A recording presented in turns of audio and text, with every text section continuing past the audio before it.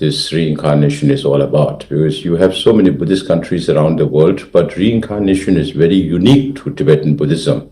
So reincarnation is a process where a person who lived his life as a reincarnated High Lama during this lifetime is reborn again into a new body to carry on his or her responsibilities.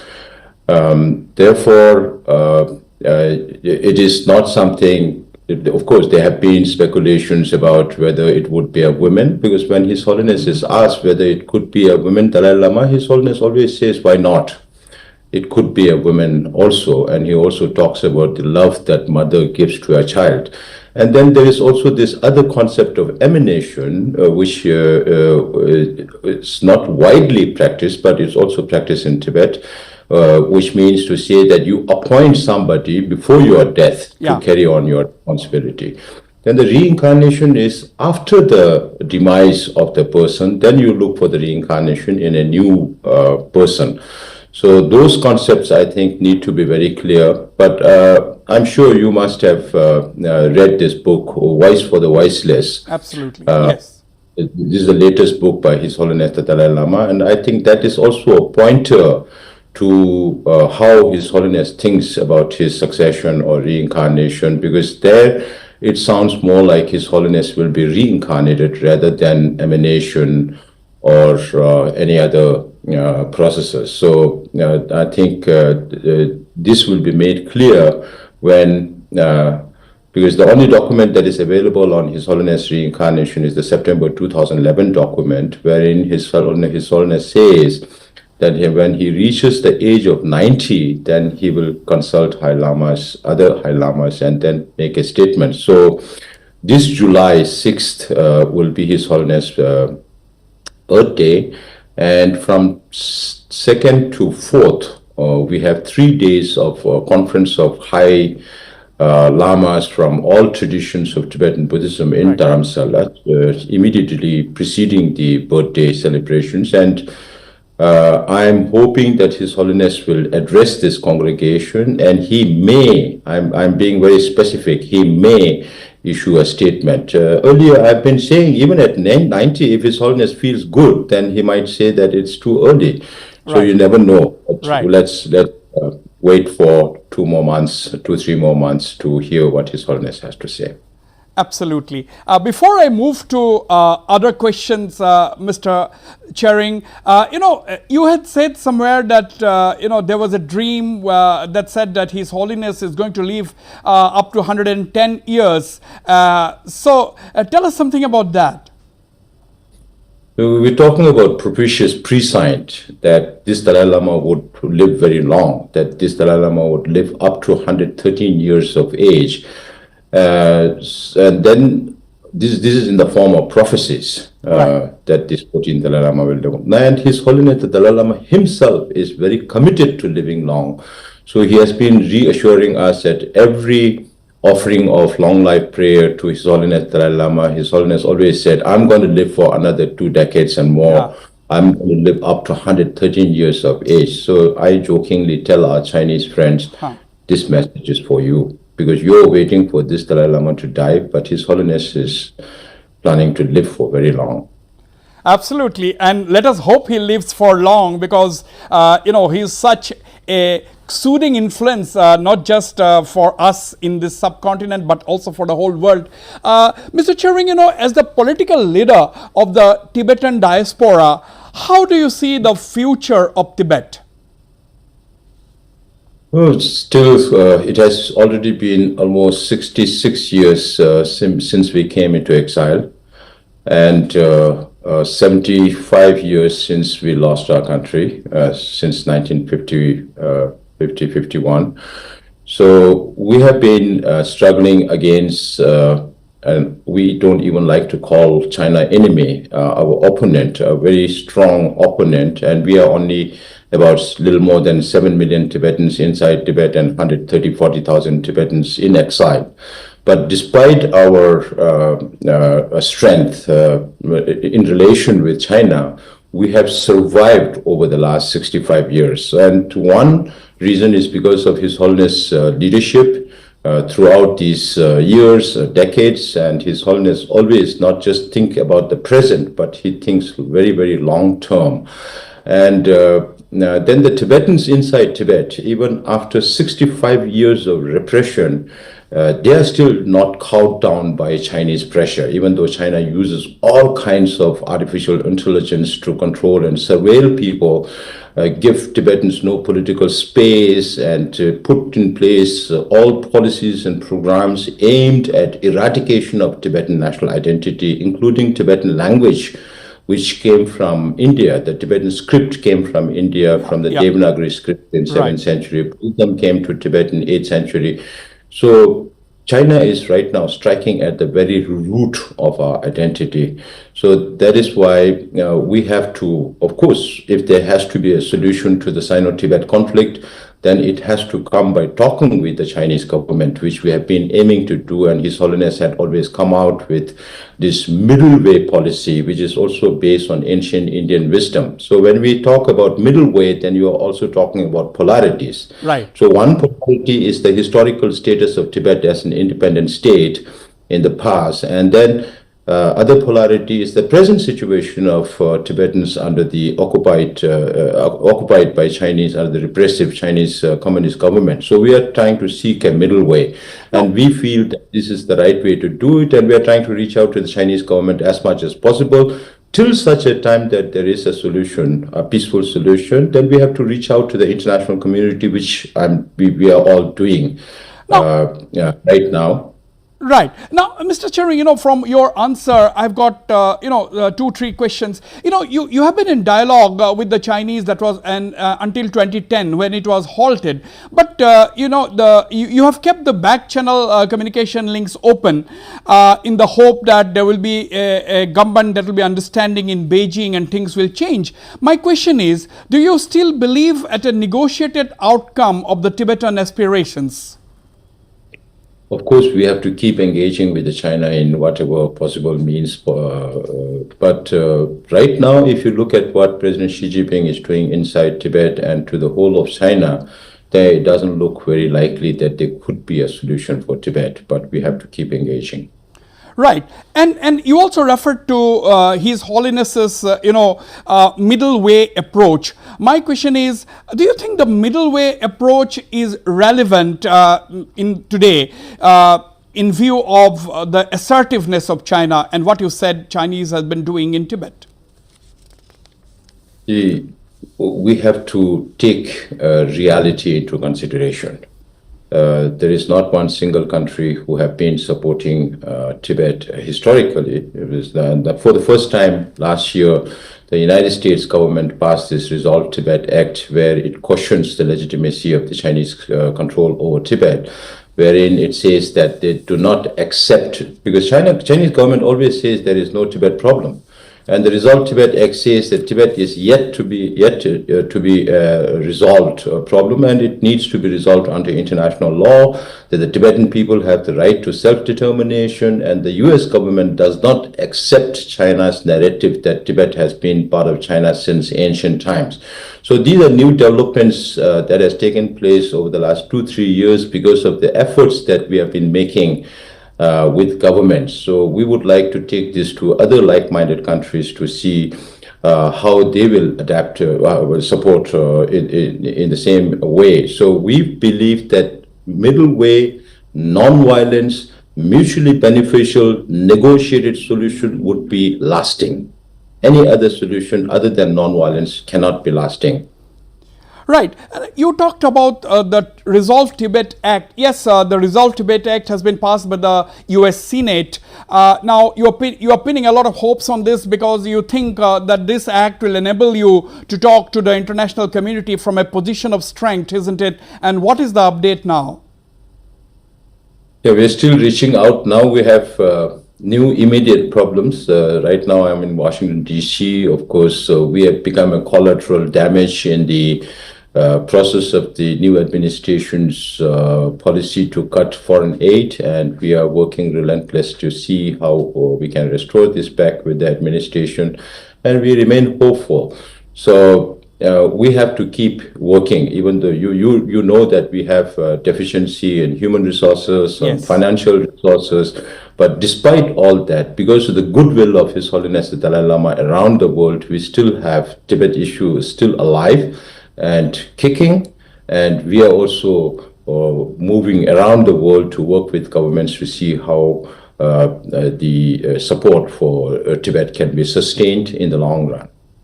Sekyong, has the Trump administration, the present Trump administration, appointed a special coordinator for Tibet? Because during Trump first term, we saw that US had reduced the budget for Tibetan issues. What is the situation now?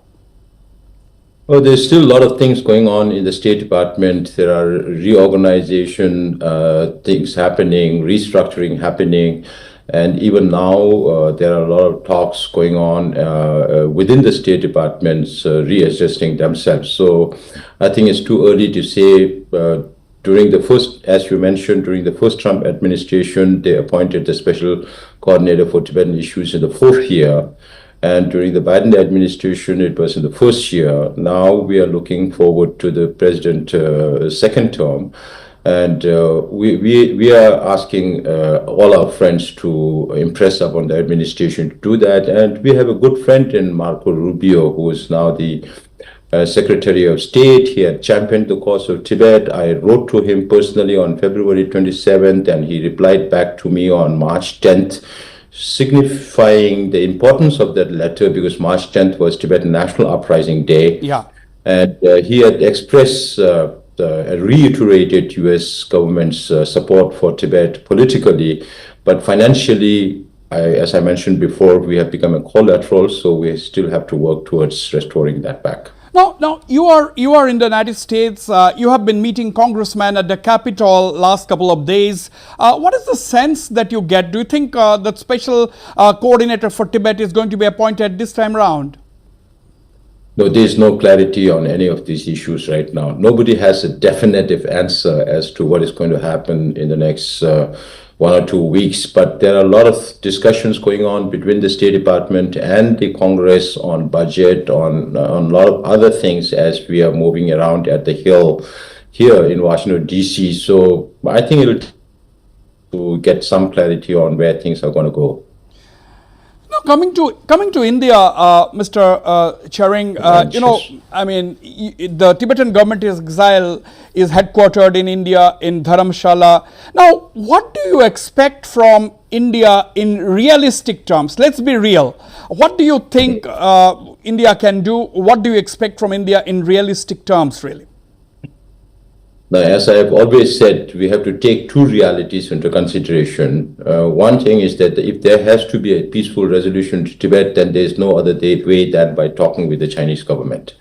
And the other reality is that when we reach out to governments around the world, then they will take their national interests into consideration first. They will not leave their national interest for the interest of Tibet. So for India also the same thing, but with India, we have much more stronger, deeper historical, cultural, linguistic relationships. And then, of course, from Jammu Kashmir to Burma, we have this more than 4,000 kilometers of border between India and Tibet.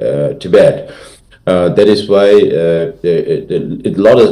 when we talk about India-China relations, then Tibet always comes. Without Tibet is the elephant in the room.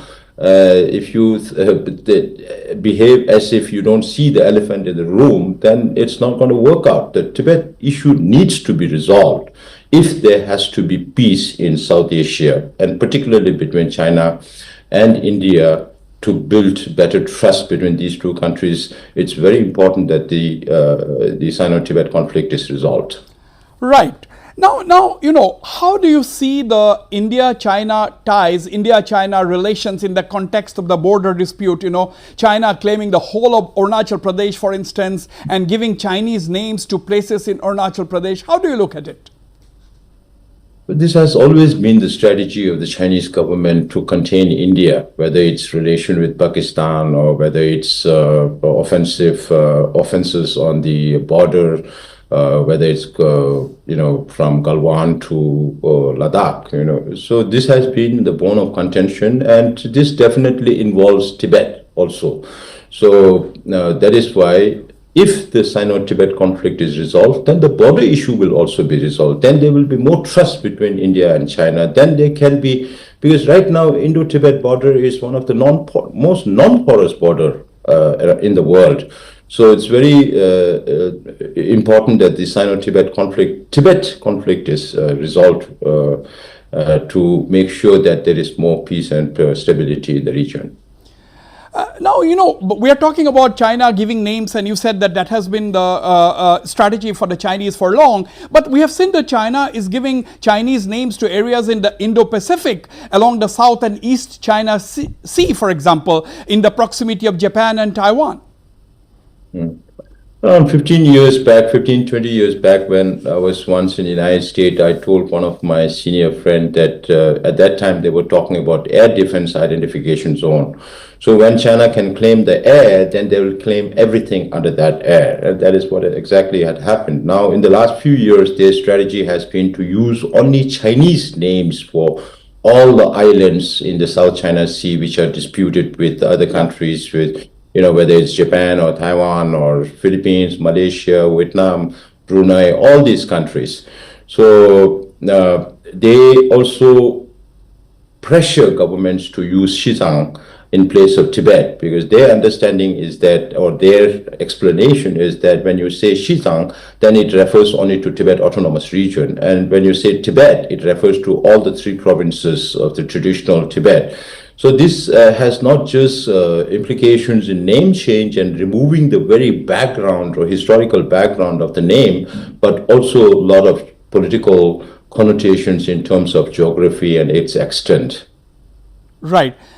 Now, again, you have yourself said that there is a convergence between the Indian and Tibetan thought processes, because you believe in the Nalanda tradition of Buddhism. But what about the young Tibetans, who are growing up in Tibet under the Chinese influence? Do you think they will have the same regard, the same respect, or same feeling towards India as the elderly Tibetans, for example?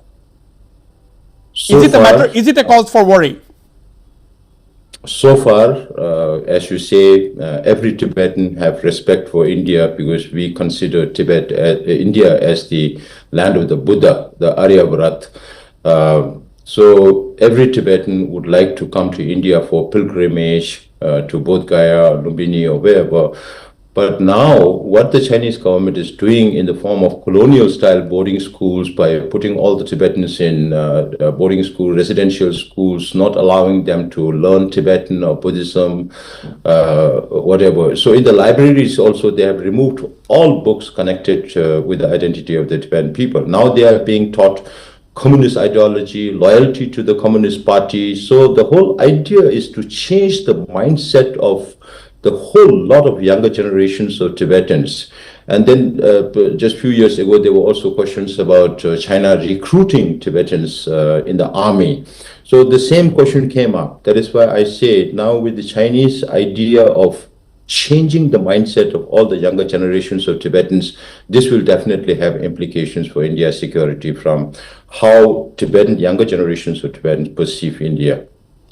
Another thing, before I let you go, Mr. Tsering, China seems to be trying to consolidate its hold and push its interest in the neighborhood of Northeast India, now particularly Bangladesh and Myanmar. Now, we have seen the Bangladesh interim administrator, Muhammad Yunus, visiting China and inviting the Chinese to come and expand its economy along the borders of Northeast India. Now, how do you look at this development? Because there has been a lot of sharp reactions from several quarters in Northeast India, particularly this Muhammad Yunus's open invitation to the Chinese to come and operate from along the Northeast Indian border and expand its economy.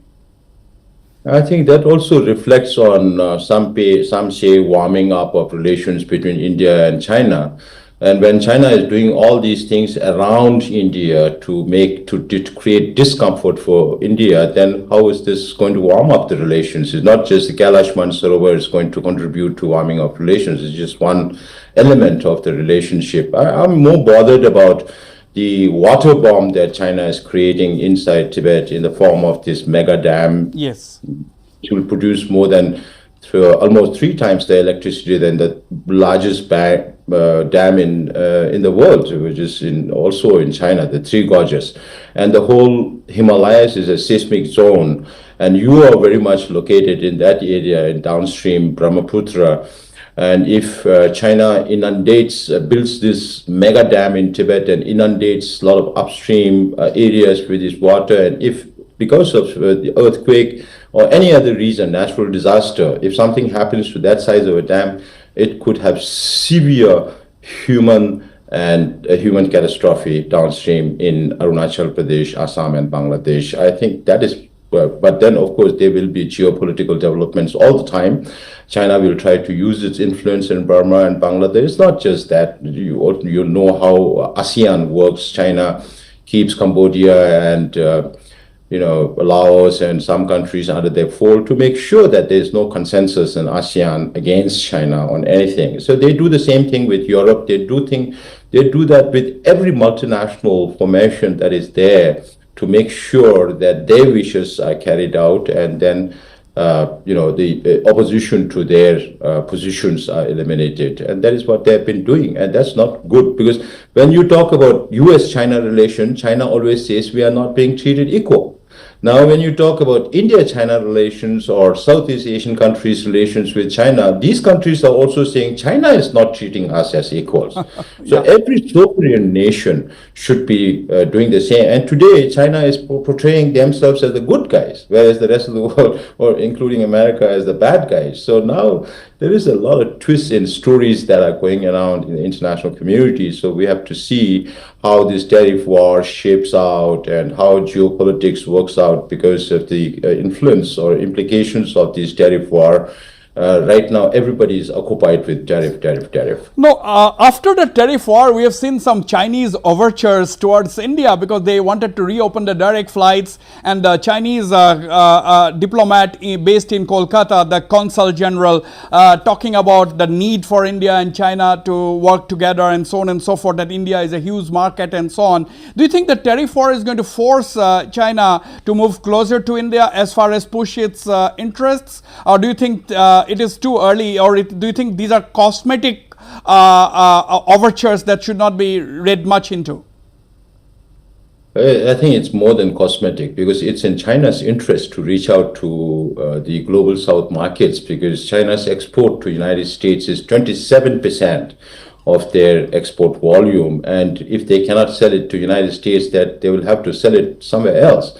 So you must have heard reports about Chinese government asking Commerce Ministry officials and Foreign Office officials not to take any leave so that they can concentrate on all that. All ambassadors were called to Beijing, and you saw the Chinese ambassador in Calcutta or in Delhi or anywhere around the world with a similar position to look out for new markets. So it's in China's interest that they are reaching out to India. It's not because China wants better relation with India that they're doing this. It's definitely very strategic for China. China is also creating debt economies in the neighborhood, by providing or extending huge loans to poor countries and bringing them under its grip. Do you think Bangladesh and Myanmar are also going to fall into this trap?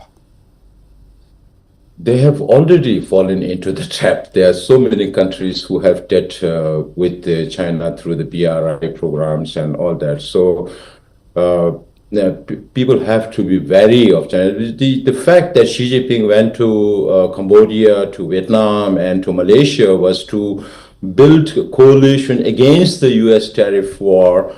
But at the same time, his second ambition is to make sure that these countries don't raise tariffs for the products that Chinese government is going to dump into these countries, which will destroy all the small and medium industries in this country. So these countries are also worried. You hear the Singapore finance minister, you hear the Malaysian finance minister, Philippines finance minister, Vietnamese finance minister. Everybody is worried about China's aggression and the dumping of goods that will definitely affect these countries in a major way. So now everybody is in a very difficult position whether they should side with the United States or China. Both sides are pressurizing So let's see how things evolve. Finally, Mr. Tsering, how would you describe the situation in Tibet today? And I had the privilege of interviewing His Holiness the Dalai Lama as a young reporter in the mid-90s at the helipad or the airstrip in Itanagar. Today Itanagar is an airport. Those days it was a small airstrip, and I had the privilege of having an exclusive interview with His Holiness. And on that occasion I still remember His Holiness saying that, we don't want to be totally independent from China. We can even stay within China. That's no problem, provided our identity is recognized, our autonomy is recognized and respectfully given to us. Has that position changed over the years? No, it's the same. That is what middle way is all about. So whether we like it or not, our civilization started in Tibet, on the roof of this world. Right, also referred to as the roof of the world, the third pole, and the source of Asian rivers. So we always lived in that on the mountains, and whether we like it or not, we don't have an Indian Hanuman god to lift Tibet out of that place and put it somewhere in the Arabian Sea or Bay of Bengal, very close to you. So we have to live as neighbors, and as humanity, we have lived as neighbors for so many centuries. Why can't we live as neighbors in a peaceful way? And when we have to live as neighbors, then it's better to be peaceful with each other, in harmony with each other, instead of fighting with each other. What are human beings born for? To help each other. Yeah. Absolutely. Mr. Penpa Tsering, thanks for your time. And I want to make a televised request to you that I have done your interview tonight, and I would request you if I can interview His Holiness the Dalai Lama for this only English and Hindi satellite news channel in Northeast India. There will be nothing like that. It will be great to do that. Thank you for inviting me. His Holiness is 90. He meets with general audience. He gives general audience for 400, 500 people 3 times in a week, every Monday, Wednesday, and Friday. Absolutely. But despite that, now we don't encourage too many long interviews with His Holiness. We want His Holiness to rest. Absolutely, absolutely. And that is what we look for. Absolutely, but I am still optimistic. Mr. Penpa Tsering, thank you very much for joining me in this special edition of Talk Time. Thank you, Hussain.